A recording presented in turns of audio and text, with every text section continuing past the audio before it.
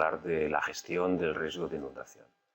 Una de las cuestiones básicas que hay que tener claro, y en mi experiencia suele generar problemas de entendimiento, es la diferencia entre dos grandes tipologías de inundaciones. Por un lado tenemos las inundaciones pluviales, que son las que se generan en las zonas urbanas debido a la lluvia que cae en la propia ciudad o en el propio pueblo, de las inundaciones fluviales que se generan porque un río o un barranco que atraviesa o está cercano a esa población pues se desborda.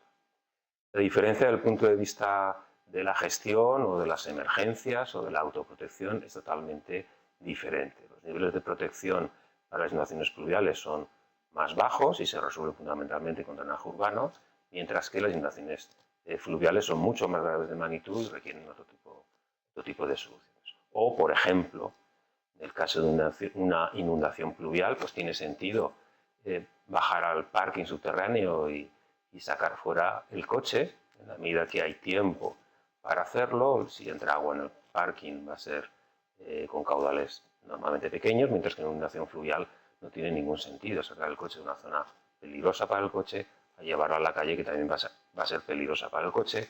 En caso de que entre agua en el parking va a hacerlo con gran magnitud, con grandes caudales, y puede ocurrir que uno no tenga tiempo para salir.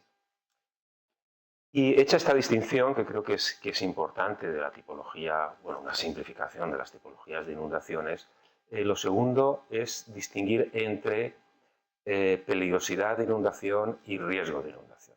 La peligrosidad es la frecuencia combinada con la magnitud con la que se produce una inundación, del tipo que sea, pluvial o fluvial, en un punto del territorio, en mi casa o en la calle que está frente a mi casa. Pero claro, si eso lo estamos observando en una zona natural, pues sí, habrá más o menos peligro, pero las consecuencias negativas son nulas. De hecho, en una zona natural tendrá que estar adaptada a estas inundaciones que se puedan producir en esa zona. Es cuando introducimos los daños cuando podemos empezar a hablar de riesgo. Esos daños pueden ser de muy diversos tipos, desde luego daños económicos, pero también podemos hablar de daños en pérdida de vidas humanas o en población afectada, o en coches arrastrados, o impacto psicológico. La multitud de daños asociados a una inundación. Y desde el punto de vista técnico, esa evaluación de los daños se traduce en lo que se denominan curvas de vulnerabilidad o funciones de vulnerabilidad, bueno, en realidad tablas de vulnerabilidad. Son funciones que nos determina para diferentes magnitudes, normalmente el calado máximo alcanzado, cuál es el daño, ¿no? Cuál es el porcentaje de población afectada o el porcentaje de daños en una vivienda o en un campo de naranjos, ¿no? Pues bien, pues cuando combinamos la peligrosidad con la vulnerabilidad es cuando obtenemos el riesgo, que son los daños que se pueden producir en una zona concreta a lo largo del tiempo. Son daños que normalmente se anualizan, de tal forma que si son daños económicos, si estamos midiendo la vulnerabilidad en términos económicos, lo que resultará serán X millones de euros al año, si hablamos de toda la zona de inundación, o 4, 5, 100 euros al año por metro cuadrado si lo evaluamos por unidad de superficie. Eso no significa que todos los años vayamos a tener esa cantidad de daños, ¿no? Sino que es un promedio de lo que puede ocurrir en el futuro. En realidad es lo mismo, o es la misma forma con lo que se calculan las primas de seguro. Está pagando una prima de seguro, está pagando la anualización del daño que se puede producir, más los gastos de la compañía, etcétera, etcétera. Pero la base es la anualización de los daños potenciales que se pueden producir. Bien, por tanto, nuestro objetivo, cuando hablamos de gestión de inundaciones, no es reducir la peligrosidad per se, sino el objetivo tiene que ser la reducción de los daños que generan las inundaciones. Por tanto, o en otras palabras, el objetivo tiene que ser la reducción del riesgo de inundación. De hecho, la Directiva Marco de Gestión de Evaluación y Gestión de Riesgo de Inundación de 2007 y el Patricova de la Comunidad Valenciana anteriormente, que se aprueba en 2003, pero que lo desarrollamos en 1999, en la Universidad Politécnica de Valencia, lo que busca precisamente ya es ese objetivo. ¿Qué tenemos que hacer para reducir el riesgo de inundación?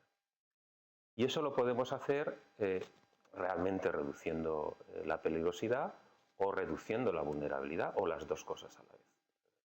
En cuanto a la reducción de la peligrosidad, las actuaciones posibles lo que conocemos habitualmente como infraestructuras tradicionales, presas en la parte alta de la cuenca, encauzamientos, zonas urbanas, balsas de laminación, cuando hablamos de inundaciones fluviales. En pluviales sería pues, la red de colectores o tanques de tormenta, etcétera, o lo que cada vez nos planteamos con mayor frecuencia por los beneficios añadidos es buscar soluciones basadas en la naturaleza, como es renaturalización de cauces, reforestación de la parte alta de la cuenca, en el caso de inundaciones pluviales, parques inundables, tejados, techos, azoteas verdes, techos verdes, etc. Y no hay una solución única. No puede decir hay que hacer esto y esto. No. Desde el punto de vista de la reducción de la peligrosidad, para reducir el riesgo, cada caso es diferente y hay que analizarlo.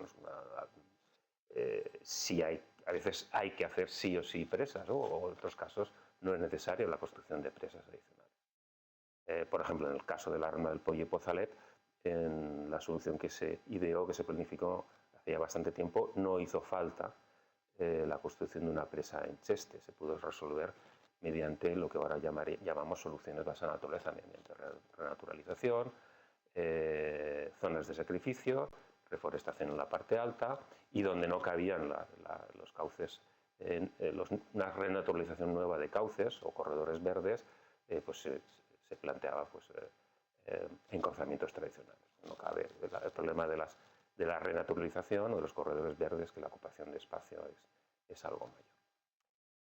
Claro, esto cuesta dinero. ¿Esto qué significa?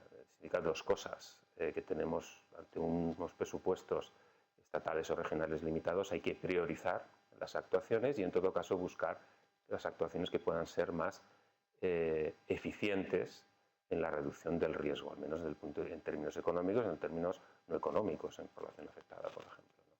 Es más, de hecho, la Unión Europea para dar financiación requiere este análisis de eficiencia, en el que por un lado se evalúa el coste de las infraestructuras y por otro lado la reducción del riesgo en términos económicos, y por tanto se puede hacer un análisis coste-beneficio, un análisis de inversiones clásico de economía, o reducción de población afectada, ¿no? El cual ya no entra, hasta donde yo sé, un análisis coste-beneficio. Veríamos la eficacia en la reducción de la población afectada. Y por otra parte podemos reducir la vulnerabilidad. En realidad, en el caso de las medidas para la reducción de la vulnerabilidad, ahí ya sí que no estamos hablando de costes elevados, y por tanto sí que son de aplicación con carácter general, todas ellas o casi todas ellas en todas las zonas inundables, ¿no?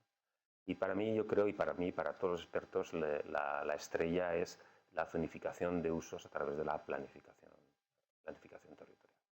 Es decir, reducir no tanto los usos actuales, que en la práctica es muy difícil la reubicación de usos actuales para reducir el riesgo actual, pero lo que sí que se puede hacer, y era una de las medidas estrella del Patricoba, es una de las medidas estrella del Patricoba, es reducir el riesgo futuro o impedir el incremento del riesgo futuro a través de esta zonificación de usos. En función de la peligrosidad de inundación, pues la normativa urbanística del Patricoba establece ciertas condiciones, desde no prohibir la edificación totalmente o permitirla en ciertas condiciones. También dependiendo de si el suelo es no urbanizable, urbanizable o urbano, ¿no? Se dan esos dos conceptos.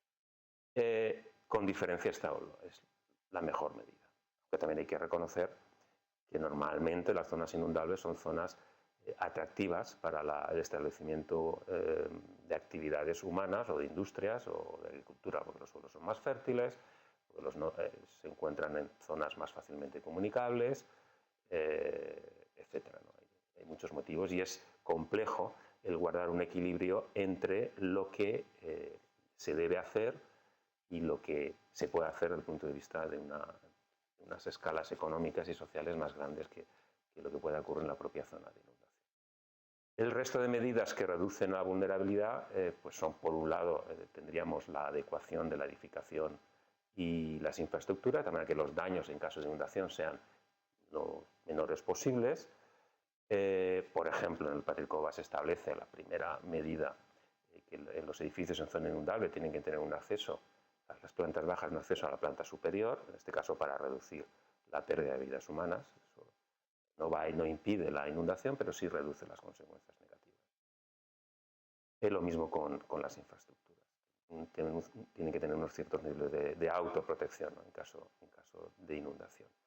Los sistemas de predicción meteorológica, hidrológica y de inundación, unido a un sistema de alerta, desde luego eso permite que la población y protección civil estén prevenidos con la mayor antelación posible para poder desplegar la otra pata, la tercera pata del sistema de emergencias, que son los planes de emergencia. Planes de emergencia a escala regional, a escala local, pero también a escala individual o a escala de una empresa, ¿no? Saber que en ese acceso a la planta superior pues hay que subir el ordenador donde está la contabilidad de la empresa o el álbum de fotos que guardo en la planta baja, ¿no? Y por último, desde mi punto de vista, algo que es probablemente lo más económico es la educación y la información. La gente sabe que está en una zona de peligro y sabe lo que tiene que hacer en caso de inundación, pues no solamente los daños, sobre todo los de pérdida de vidas humanas, va a ser muy inferior, el daño psicológico también va a ser inferior, sino también la capacidad de recuperación, es decir, la resiliencia se va a incrementar.